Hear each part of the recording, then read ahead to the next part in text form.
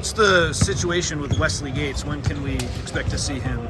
I mean, right now it's just a matter of getting clearance, from the medical team, and he's getting closer. Probably, there'll be a progression. It won't just be come out and go live. So I'm assuming, hopefully within the next 4 to 6 weeks, he'll be back integrated with everything. And it'll probably be a little bit slower process where, maybe in a week or so he gets out and can do some skeleton stuff and individual stuff and then go from there. And then how about Matt Knowling? Is he a little banged up right now? No, Matt is going to have surgery. I'll have to get the exact. Okay. I think he'll be out. At least anywhere from 8 to 12 weeks. So I think it's 100 sports. Did you have a hand in getting any of these NBA guys here? How did that all come together? I mean, we're just trying to, it's good for our guys to be able to watch, jump in workouts with them, and certainly we've had a steady flow of guys almost every day, and the great thing about being in LA is a lot of these guys have off-season homes here, and certainly we want to open our doors to them, and it's great for our program, and hopefully, we accommodate them as best we can from a time standpoint to let them use the gym. Has that been an emphasis for you, just inviting some of these guys out? Yeah, I mean, I just think it's super, super important that you hope over time it turns into pickup games for guys as well. But yeah, it's to me it's important. Some of the guys, Chet and stuff, we recruited.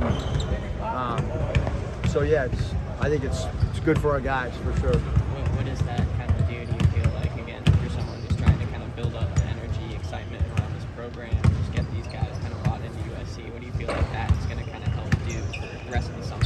Meaning our own guys? The pickup guys, the guys who you're bringing in, the pros, that sort of thing. Getting a chance to pick up those guys. I mean, I just think it's good for all of our guys. I mean, you can see their habits and what makes them great, and there's been a lot of our guys have already been jumping in with workouts with them, so it's great. You know what I mean? It's time away from us that they have a different voice, and we can talk about it, but when you're working out with some of the guys that are in here, it's a little bit different feel. A few weeks into the summer now, I remember I asked you in the first week who's standing out to you. Do you have any more thoughts on who's really impressed you so far? No, I mean, we have a lot of guys that are still trying to figure out, how they fit, and so it's kind of a work in progress for sure. And we just had different guys on different days, different times during practices that have played, well, but not any one thing that's jumped out at us. And obviously, with Matt being out and Wesley being out, we haven't had a full complement of Desmond is going to change the complexion of what we look like as well. But the good thing is we've had a lot of guys get opportunities. If those guys were fully healthy right now, it would be less reps. And then we've, this point guard position, it allows us to give somebody a full, every day somebody's playing the point position that if Des was healthy, they wouldn't get those reps. Is there any more kind of clarity standing out to you in terms of what you guys are going to do with the five? Who's going to fill in there? What's going to happen? I mean, just from a pure size standpoint, Josh is the biggest guy and does some things really well, and Harry's played well. He can shoot the ball and space the floor, but certainly different type of centers. And then after that, it goes to Rashawn, who's an undersized workhorse. And then from there, it's small ball. So, which I'm comfortable dealing with. We've done it a lot, and we'll probably have to do that this year.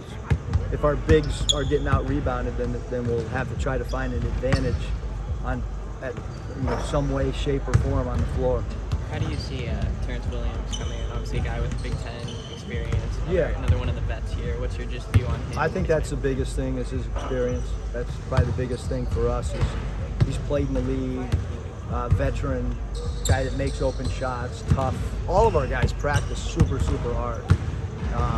And I think around campus, we keep getting compliments on just off the floor stuff with this group. So that's super important to us too, to hear and get feedback on that. How about the true freshman? Jalen looks really confident to me, and Isaiah looks raw, but he had that great two-handed dunk today. I thought that was one of the highlights of the day. What are your thoughts on those two guys? Yeah, both those guys have the ability to make highlight plays. Isaiah's got strength and a great mid-range game, and Jalen, we're playing him anywhere from the 1 to the 4, and he's done a great job at the point guard spot. Both those guys have had good summers thus far in a small sample size. Kevin Patton, another young player, he makes, plays where you're like, wow, you can't teach that. And so I think all three of our younger players do stuff that you just can't teach. And they're kind of artists in their own way. They kind of break plays and can do some stuff that's late clock that you need people to be able to do. Can you talk a little bit about the communication of the team? Do you feel it's picked up a lot since the first practice? Yeah, I think we're a really good communicating team, although we'd like to be better.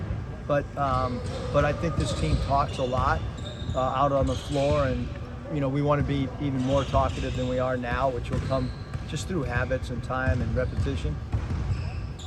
Most of you guys are playing small ball, at the 5 at a certain point after a few guys, and a lot of centers with kind of versatile skill sets. Was that kind of an impetus in terms of building this roster, knowing you wanted to space the floor, play fast, that sort of thing, to not just have a big 7-foot dude in there who's gonna kind of clog things up? Yeah, I think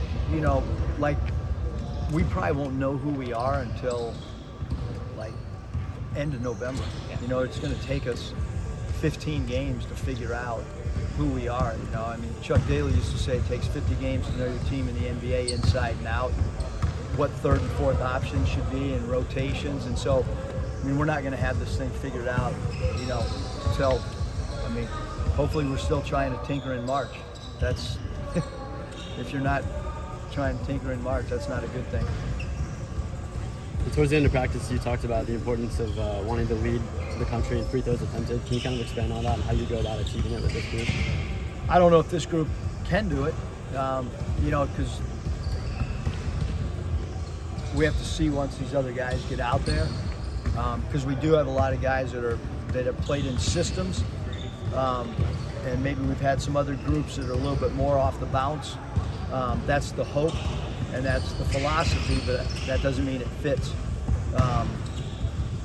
So don't hold me to that quote.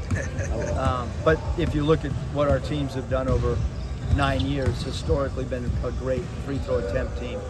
And the Big Ten's physical. So if you're playing in a physical league, you hope that the FTAs go up even more if you have the right personnel, which I don't know if we do right now, but we'll find out. But that'll be an emphasis for sure, yeah. Just wondering about, you mentioned 8 to 12 weeks for Matt. Do you expect him back to start a first game? Or Yeah. Still not? Yeah. Okay. It's still too early. Yeah. I think he's getting the surgery on July 3rd. So once that comes out, once he's out of that, we'll be able to, but that's, the thought is, we're not really concerned about, the first game with any of them. Yeah. A lot of practice was predicated on transition, offense, and defense. Can you talk a little bit about the identity of the team, and is it very important to establish not only running but being able to stop transition as well? Yeah, I think, this is, scouting-wise, should take care of some half-court stuff defensively, and same thing offensively, who we're going to attack and so forth. So we're not really trying to get into schemes right now. Conditioning is a big part of that transition on both sides, and then really games are won and lost in transition, whether it's great transition offense, poor transition offense, vice versa. So certainly that's a big part of what we're trying to do right now, and you also have to communicate. This team is very heavily transfer laden.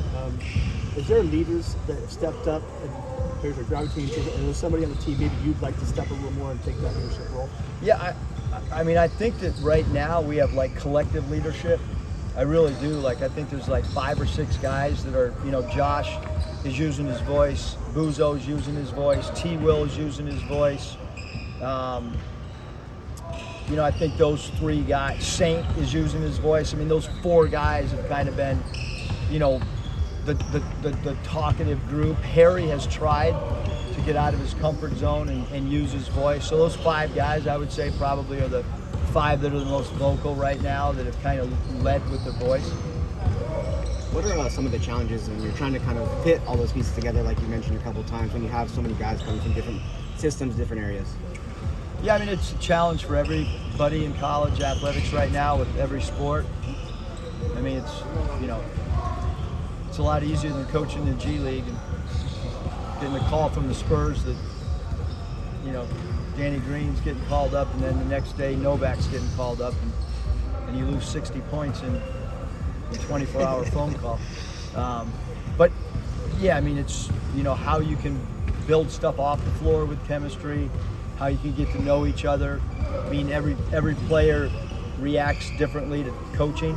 So what are the right methods to use with each guy? You know, is it positive stuff? Is it in film room? Is it, you know, and I'm trying to figure that out, you know, and they're trying to figure us out. But so far, when you haven't lost, it's kind of easy for everybody in the country. Everybody likes their team, everybody's happy, but you got to be realistic. That's good.